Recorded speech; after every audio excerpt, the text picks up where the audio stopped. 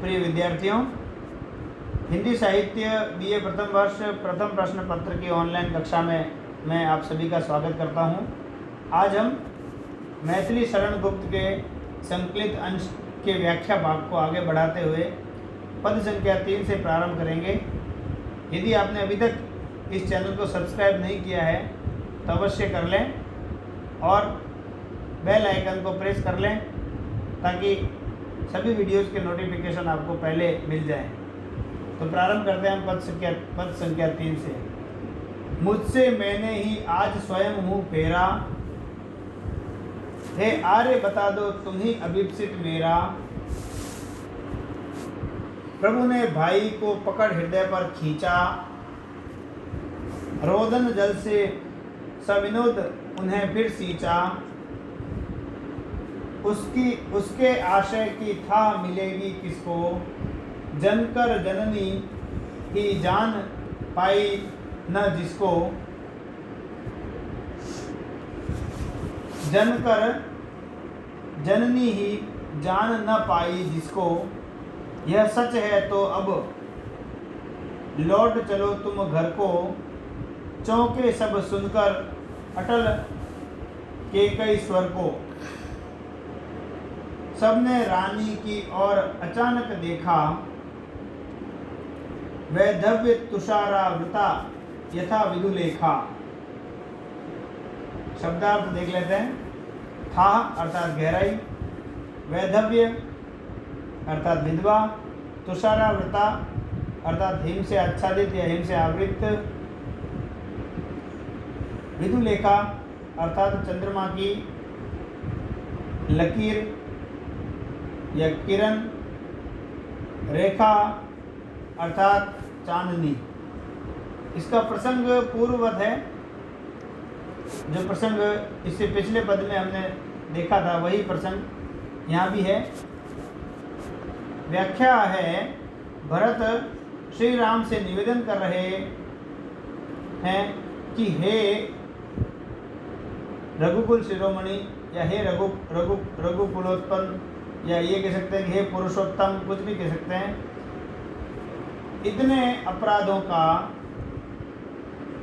भागी होने के बाद आज स्वयं से ही मैंने मुंह फेर लिया है और मैं स्वयं को ही अपमानित, उपेक्षित महसूस करने लगा हूँ, क्योंकि जो कुछ भी घटित हुआ भरत उसके लिए स्वयं को जिम्मेदार मानते थे, इसलिए उन्होंने ये बात कही।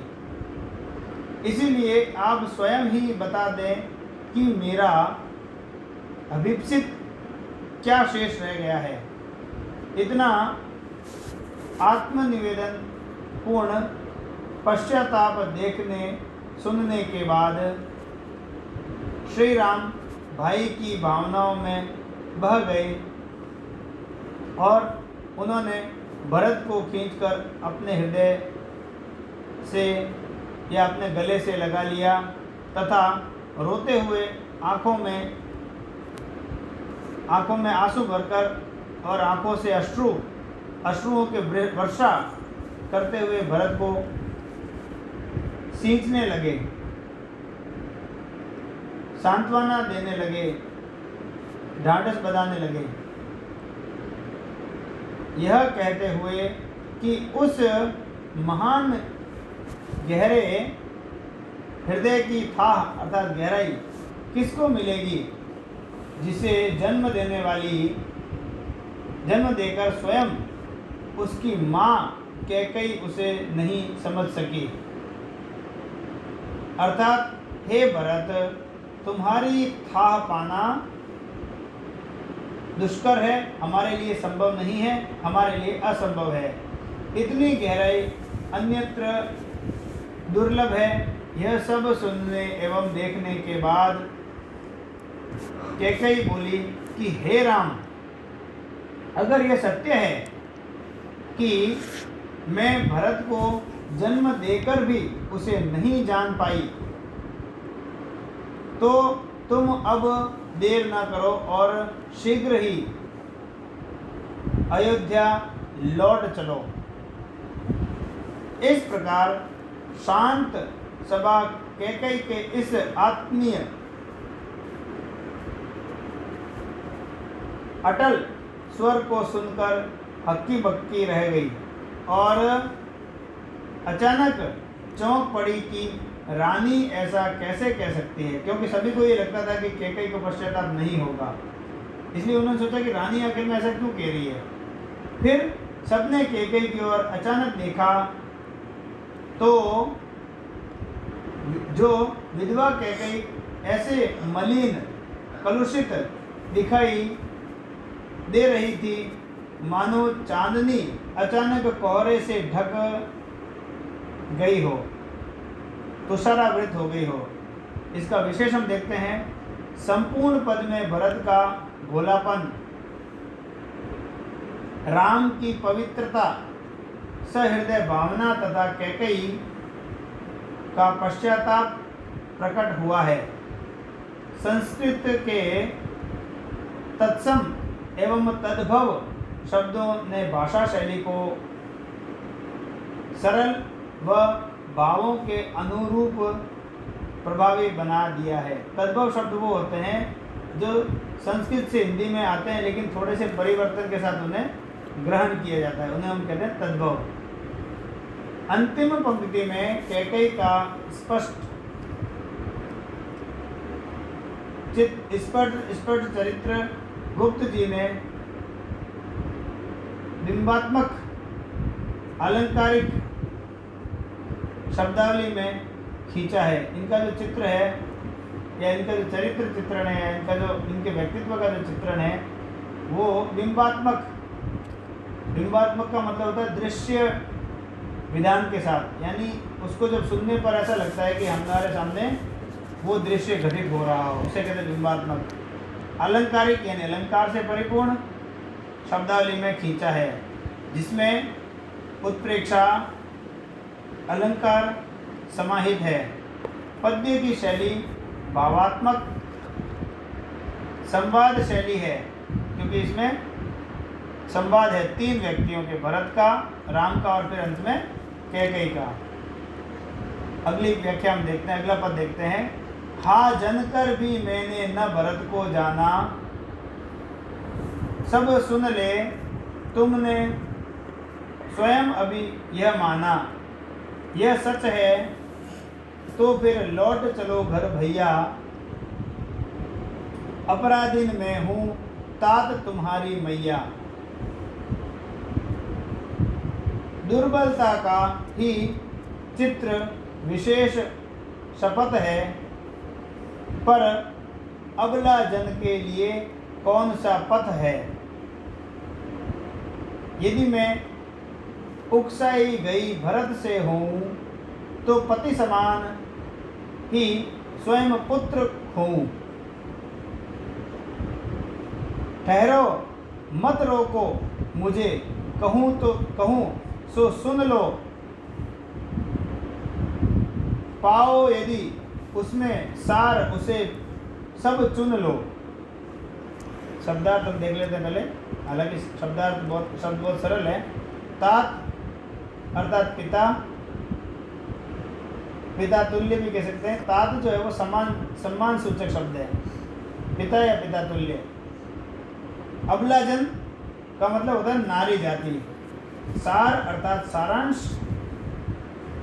प्रसंग में थोड़ा सा इसका अलग है, अब देख लीजिए। कैकई भरत के बाद राम व संपूर्ण सभा के समक्ष अपने मांगे गए वचनों के फलस्वरूप विखंडित अयोध्या के परिवार हेतु स्वयं को जिम्मेदार मानती है तथा पश्चाताप की अग्नि में जलती राम से पुनः अयोध्या लौट चलने का निवेदन करती है, लौट चलने का प्रयास करती है कि वो किसी भी प्रकार अयोध्या लौट चले। व्याख्या देखते हैं। कैकई राम की बात को स्वीकार करती है कि हाँ, मैंने स्वयं भरत को जन्म दिया, लेकिन मैं उसके हृदय की गहराई, उसके मंतव्य को जान न सकी।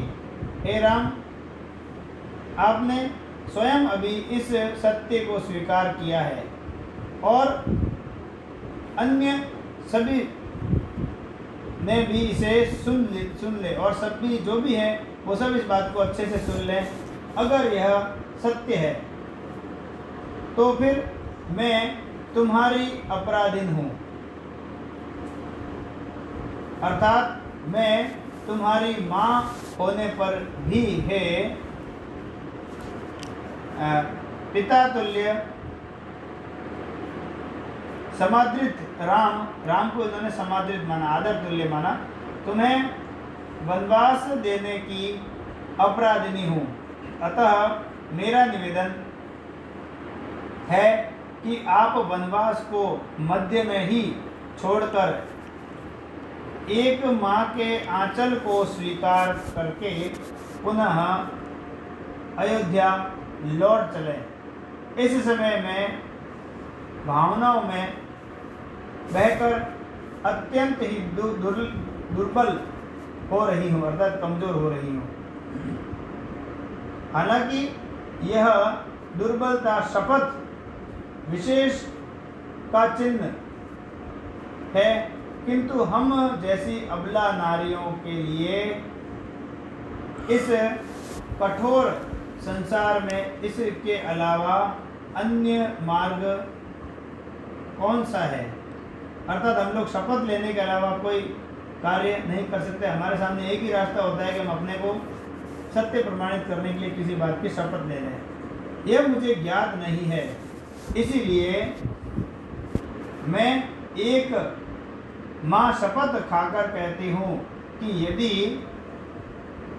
तुम्हारे वनवास और भरत के राज्यारोहण में भरत का कोई योगदान है या भरत ने कभी मुझे इस कुमंत्रणा हेतु नहीं उकसाया है, यदि भरत का योगदान नहीं है और भरत ने यदि मुझे इस कुमंत्रणा के लिए नहीं उकसाया है, यह सत्य है, तो स्वामी दशरथ ने ही मुझसे वचन मांगने को कहा था और मैं दोनों वचन आपके वनवास व भरत के राज्याभिषेक के रूप में मांग बैठी। अर्थात कहने का तात्पर्य है कि ये कह रही है कि मुझे न तो भरत ने उकसाया, नहीं मुझे किसी ने इस बात के लिए प्रेरित किया, मैंने स्वयं ने पुत्र मोह में पढ़कर राजा दशरथ से ये दोनों वचन मांग लिए, इसके लिए मुझे भरत ने भी नहीं उकसाया। अतः अगर मैं पुत्र भरत से किंचित मात्र भी उकसाई गई हूँ, तो जिस प्रकार मैंने अपना स्वामी पति खोया है, उसी प्रकार पुत्र भी खो दूँ, उससे वंचित हो जाऊं। ये उन्होंने कैकेयी ने शपथ ली। इतनी गंभीर आत्म पश्चाताप से भरी वाणी सुन जब संपूर्ण सभा निश्चेष्ट अवाक गंभीर हो गई, तो कैकेयी को ऐसा आभास हुआ मानो सभी उसे आगे कहने से रोक रहे हों। अतः अचानक कैकेयी पुनः कहने लगी कि आप सभी ठहर जाओ। आज जो भी मैं अपने हृदय की बात कहना चाहती हूँ कहने दो, और अगर उसमें आपको कुछ सारांश ज्ञात हो, अर्थात आपको कुछ बात ठीक लगे, तथ्यपरक लगे, तो उसमें से वही बात परख कर चुन लेना, लेकिन मुझे कहने से मत रोको, क्योंकि मैंने बहुत बड़ा अपराध किया है। पश्चाताप की पराकाष्ठा है ये। विशेष हम देखते हैं कैकेयी का पश्चाताप बोध संपूर्ण पद को मर्म स्पर्शी बनाता है। राम के वनवास व भरत के राज्याभिषेक का सभी अपराध कैकेयी स्वयं पर ले लेती है। इसमें उसका मातृत्व अप्रत्यक्षतः झलक रहा है। पूरे पद में अनुप्रास तथा 8वीं पंक्ति में उपमा अलंकार का प्रयोग हुआ है। अन्य पदों की भांति यह पद भी तुकांत सरल स्पष्ट एवं भाव प्रेषणीयता से परिपूर्ण है, अर्थात इसमें भी भावों को संप्रेषित करने की शक्ति है। तो हम अगले वीडियो में इस व्याख्या भाग को और बढ़ाएंगे। अभी के लिए इतना ही। धन्यवाद।